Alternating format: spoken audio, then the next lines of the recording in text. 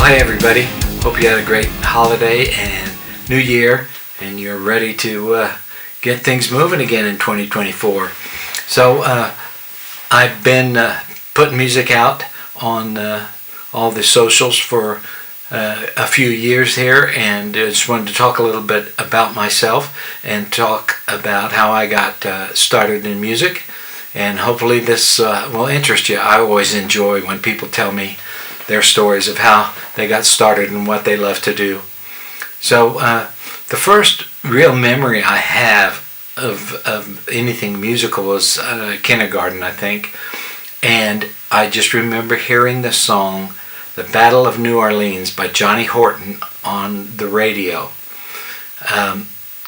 That's the one, in 1814 we took a little trip along with Colonel Jackson on the mighty Mississippi. And I just loved that song. I don't know why, but I sang it all the time. I bugged people with it all the time. And if my older brothers or sister didn't have that record, I'm sure I pestered Mom until she went and bought it, because I loved that record. So that was in kindergarten. That was probably 1962, somewhere in there, when I was in kindergarten. A little bit about my family. We had 5 kids. I was the 4th in line, and then I had 2 older brothers and an older sister that, like any family, they influenced me by what they listened to in the music and so on. Then I had a little brother, Tim, that we were, of course, closest could be on music and stuff, and he passed away in 95. So I'll talk about him a little bit too, because we had a lot of fun together. But like most people my age, I turned 67 here this month, actually, and we were, mesmerized by the Beatles when they were on Ed Sullivan. So my older sister, was, I think, a senior in high school at that time. I was in 1st grade. My brother Tim was in kindergarten, and we all gathered around the TV like everybody else to see who these long-haired people were from Liverpool, England. And me and my brother Tim, just something about it, caught me and him and the rest of the nation, of course, by storm. And just after that day, that's all we wanted to do. We drew pictures of guitars. We pretended like we had guitars. We would pretend to sing. We had this old vacuum cleaner that come up, and it had a handle like a microphone and a mic stand. He and I remember, standing around in our underwear when I was in 1st grade. He was in kindergarten, and we'd be singing into that thing. All Beatles songs and this and that. So that's where we got started, at least wanting to do something like that. We didn't really play an instrument at that time. Matter of fact, we made our own guitars, not real guitars. They were, cardboard cutout things that looked like guitars. And we pretend to play those. We had set up concerts on our front porch. And anyway, Tim had this fake guitar. It was a baseball bat. And I think we got in trouble for it because we nailed this piece of cardboard onto this end of it to it look like a guitar, and drew some things on it. And I'm sure my older brothers didn't appreciate that, but we did that. And then we had a drum set. I know we'll never hear the end of this, because our drum set consisted of some boxes, like a big cardboard box, some of those Quaker Oat round boxes. And then here again, we used some of the vacuum cleaner type things for our stands, and we put the skillet lids on there, Mom's skillet lids, for the cymbals.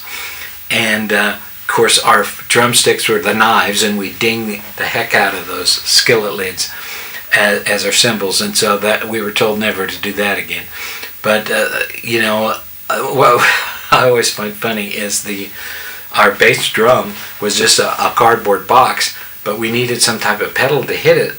So somehow we discovered that the plunger for the toilet, when you stepped on one end, it would make the stick go like that. So we'd step on that red plunger part, and it would pull the stick in it, and it hit our cardboard box. and that was our drum. So we started our pretend band. We thought, well, the Beatles, the Crickets, we wanted a name. Little did we know there was another band called the Turtles, but that's what we decided. We were going to get some turtleneck shirts, and we were going to be the Turtles. And we wrote our own songs, lyrics and everything, and we were the Turtles. And actually, before we were the Turtles, we were the Pink Elephants. So we even had a theme song that we wrote, and we'd sing it on our front porch, and go out there and with our fake drum set and mom's skillet lids and the baseball bat that we ruined to make a guitar. And I still remember our theme song. We're the pink elephants, we're coming to your town. We're the pink elephants, the coolest cats around. Plunger on the side there. So that was our foray into just wanting to be involved in it. And we would write our own little jingles and songs, and we lived next door to this place called the Varsity Bowl that was kind of like the Sonic Drive-In. You drive around and pull up in there, and these car hops would come out and take your order. Well, we would run over there when we saw a new car pull up, because we lived right next door, and we'd ask them if we could sing them a song for $0.25. And I think some of them even gave us $1 if we'd quit singing, but we were told not to do that anymore by Red, the guy that ran the varsity, because we were running back and forth with the traffic and everything.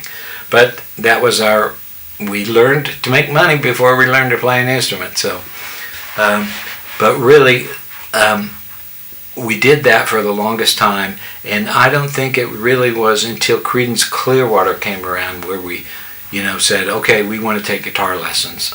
At least for me, seeing John Fogerty play guitar.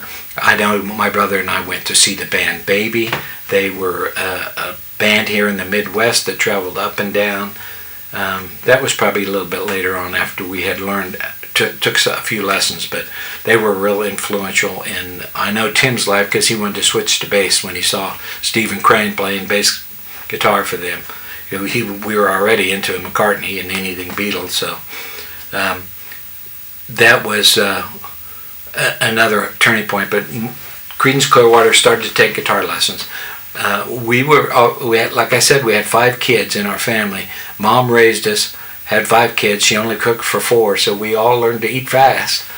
And it was, just us 5 kids and Mom. And so she couldn't really afford to give us, individual lessons. So we traded off. 1 week Tim would go, 1 week I would go, back and forth like that.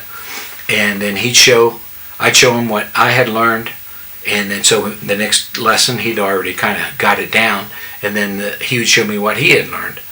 And that started our rivalry to be who was going to be better, Tim or me. And a lot of people ask me, how did you stay interested in music and just practice and dedicate the time? I said, the competition with my brother. It was, he learned something, gosh dang it, I had to learn that. I got to learn that. He learned a little bit how to play piano, I'm going to learn how to play piano. He learned a little bit of bass guitar, I'm going to learn how to play bass. And he was that way with me too. I would learn a song on guitar, he was going to learn it, he was going to learn another one that was better than that. And we just went back and forth like that, taking lessons and learning how to play. He was actually the first one. I think he was in 6th grade, I was in 7th, when a college kid needed some people to play in a band that he was going to do at a place called the Back Door down at Fort Hays State University.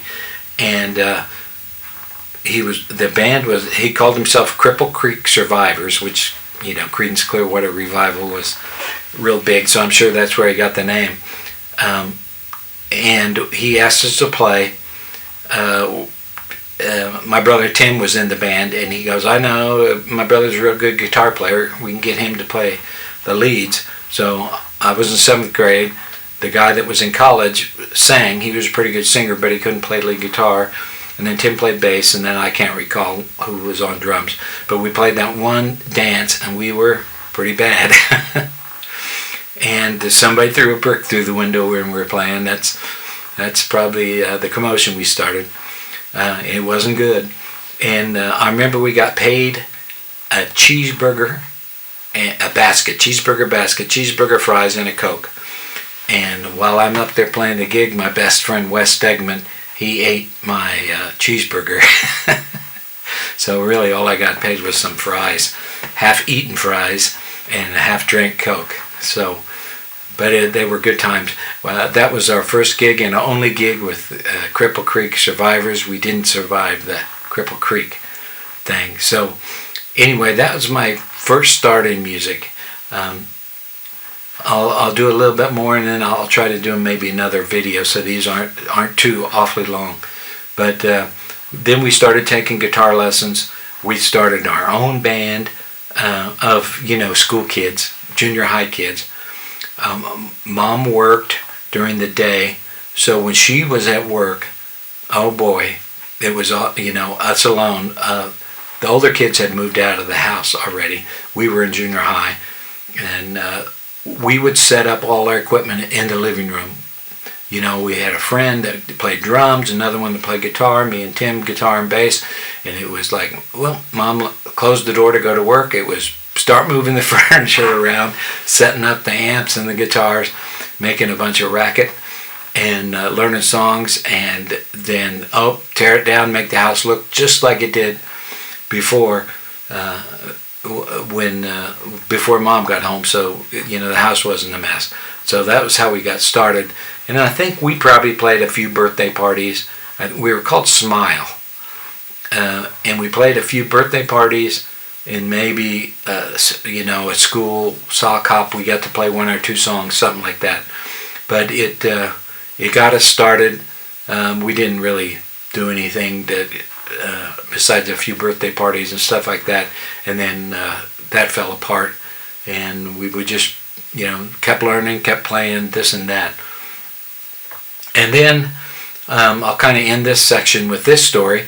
We were when I was in high school, I got involved with some older kids. Matter of fact, I think I was in 8th grade, and they were in high school. Leon, Frank, Lyle, Staub. They wanted to enter the school talent show, but they asked if I would. Well, Lyle and I were already playing, and he got Leon to play drums, and we were going to be in the high school talent show. I can't recall if I was in 8th grade or a freshman. The reason I can't recall that is because there was one year when the freshmen moved out of the high school over to the junior high because it was too crowded. So it might have been that year. I do remember that I wasn't going to that high school building. I know that for sure. So it was either in 8th grade or freshman. So I went over to play. I wasn't a member of that school, but we played. We got 2nd place. Well, it was first place in the group division, 2nd place overall. I don't know, but anyway, we had a great time. I've got a picture of it. I'll try to post it on here with that of us after they gave us our little high school trophy that we thought was so cool. We were called. They announced. I don't know if we had a name. They announced us as Leon Frank, Lyle Staub, and some kid named Fulton. That was, I remember how they announced us. And we got it there, and we were loud. We were really loud, and had just a great time. So that was really kind of the first time that I played in front of a bunch of my peers and stuff. And things changed for me after that night because I was, always kind of a shy kid, always kind of in the background. Some of the jocks and stuff would pick on me and all that because I wasn't really into sports. And but after that, I remember that night 2 seniors came by my house and asked me if I wanted to go dragging Maine with them. Here I was, 8th grade freshman somewhere in there, 14 years old, being asked by the cool kids in the high school to go riding around and dragging Maine, and all they thought that was just cool. So, once you get that in your blood, that's pretty hard you want to try and recreate something like that again.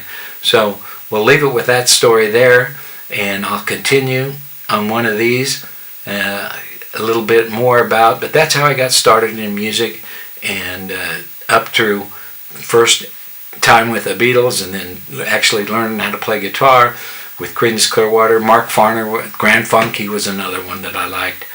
And then, the high school talent show was where we actually got to play and get judged, and thought we came off pretty good. So I hope you enjoyed these stories, and if you did, I'll make some more.